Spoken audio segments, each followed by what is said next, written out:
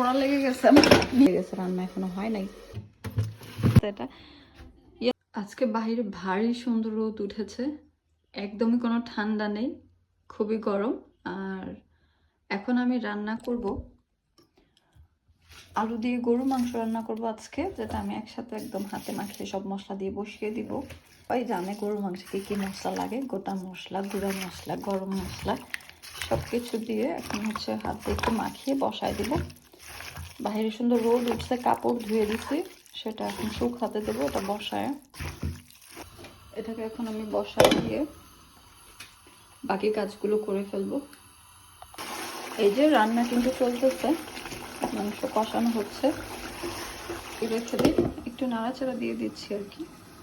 মাঝখানে একটু কাপড়গুলো রোদে দিয়ে দিলাম, আর মনে নেই গতকাল রাতে আমার ধোয়ার কথা ছিল, কিন্তু ওয়াশিং চালু করতে ভুলে গেছি। তো এখন হচ্ছে এই দেখেন আমার বাসায় কোথায় একটা গাছ হয়েছে, মানে ওই যে মাথায় উঠে নাচার যেই ব্যাপারটা।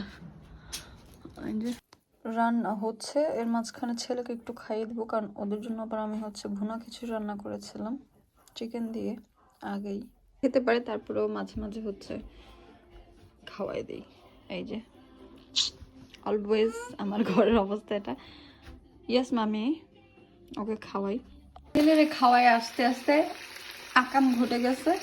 এই যে মাংস পোড়া লেগে গেছে, নিচে লেগে গেছে, আমি এখন পাতিলটা বদল করে দিলাম। এই যে মাংস একটু একটু পুড়ে গেছে, আমার সাথে এটা না হবে। আমি ছেলেরে খাওয়াইতে গেছি, আর আমার জামাই যদি শুনতো, ও ফোন টিপতে টিপতে তুমি হচ্ছে তরকারি পুরায় ফেলাও। যাই হোক পাটায় দিচ্ছি, বেশি পুরো নেই, মানে মশলাটা লেগে গেছে, মাংস একটা দুটো লেগে গেছে। ওকে, এটা রেখে এখন অন্য পাতিল দিয়ে দিচ্ছি, পানি দিয়ে দিব ঝোলের জন্য। পানি দিয়ে একটু ভিজিয়ে রাখি, তাড়াতাড়ি ওয়াশ করে ফেলতে হবে। এখন হচ্ছে আমি আমার ফ্রিজারটাকে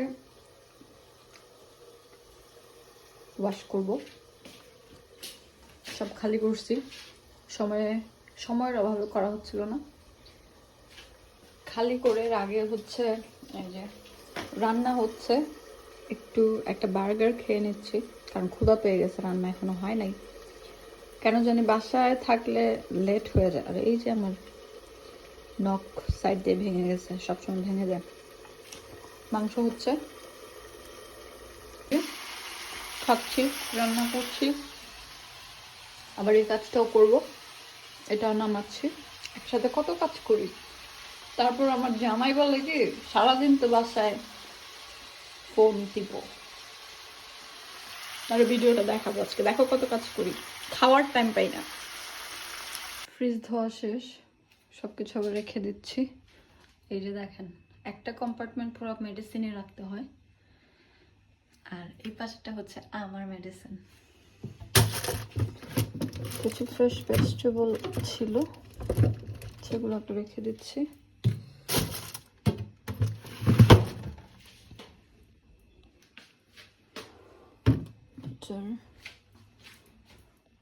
অল ডান, কাজ আজকের মতো শেষ।